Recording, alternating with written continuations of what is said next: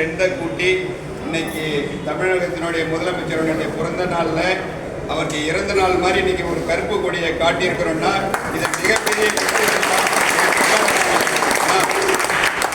எனவே அக்கா சொன்ன மாதிரி பின்னாடி 4 பேர் நின்னாதான் அதுக்கான பலம்.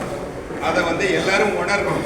அதை விட்டுட்டு தயவு செஞ்சு ஒரு கேஸ்னா என்னன்னே தெரியாத அரசியலுக்கு வராதிங்க. வீட்டிலே கூட இருந்துருங்க, தப்பு கிடையாது. எந்த விஷயமா இருந்தாலும் ஒரு பயிர் போட்டோம்னா கூட அந்த மண்ணை முட்டிக்கிட்டு தான் வெளியில் வரும். அது மாதிரி அரசியலில் வந்தோம்னா சில எதிர்ப்புகளை தாண்டி தான் அரசியல் செய்து வந்தால் தான் நீங்கள் சாணக்கியனாக வர முடியும். நான் அது இதில் பார்த்தீங்கன்னா கோயம்புத்தூரில் கோயிலுக்கு போயிருந்தேன். ஒரு ஜட்ஜி, ரிட்டையர்டு ஜட்ஜி அம்மா வந்திருந்தாங்க. அவங்க அண்ணாமலை பற்றி ஒரு இன்ஸ்பயராக ஒரு 1/2 மணி நேரம் ஒரு கலெக்டர்கிட்ட எதிர்த்து போராடுறாங்க.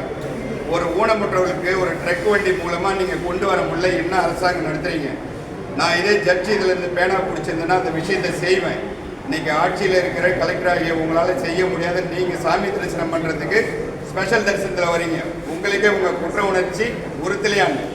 அதை மாதிரி இந்த மாநில முதலமைச்சர் அவர்கள் இந்த பொய்யான வாக்குறுதிகளையும் பொய்யான குற்றச்சாட்டுகளையும் செஞ்சு அரசியல் செய்கிறத நம்மளை மாதிரி பாரதிய ஜனதா சொந்தங்கள் தான் அதை வேறெடுக்கணும், களை எடுத்து அதை நல்லபடியாக அந்த செடிகளை வளர்த்துக்கிறதுக்கு நம்ம உறுதுணையாக இருக்கணும்னு உங்களை அனைவரும் வேண்டி விரும்பி கேட்டு இந்த மாலை